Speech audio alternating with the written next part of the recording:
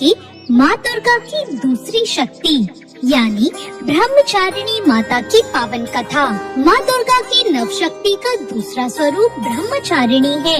यहाँ ब्रह्म का अर्थ तपस्या से है।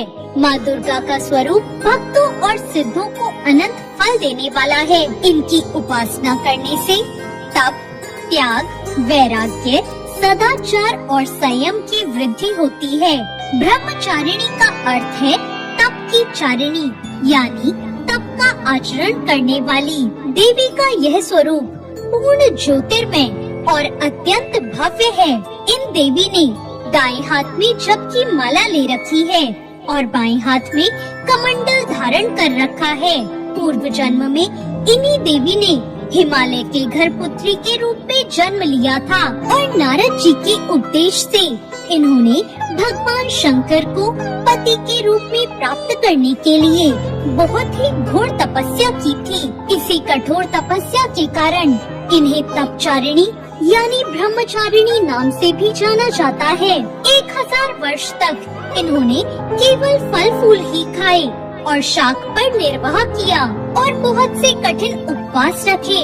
खुले आकाश के नीचे वर्षा और धूप के घोर कष्ट भी सहे।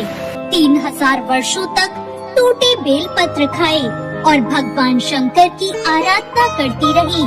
इसके बाद तो उन्होंने सूखे बेल पत्रों को खाना भी छोड़ दिया और फिर कई हजार वर्षों तक निर्जल और निराहार रहकर तपस्या की। कठिन तपस्या के कारण देवी का शरीर एकदम क्षीण हो गया। देवता, ऋषि, सिद्धगण, मुनि सभी ने ब्रह्मचारिणी की तपस्या को अभूतपूर्व पुण्य कृतज्ञ बताया और उसकी सराहना की और कहा, हे देवी, आज तक किसी ने इस तरह कठोर तपस्या नहीं की। यह तो बस आपसे ही संभव हो पाया है। आपकी मनोकामना परिपूर्ण होगी और भगवान चंद्रमौली शिव जी आपको पति के रूप में प्राप्त होंगे। अब आप तपस्या करके घर लौट जाओ।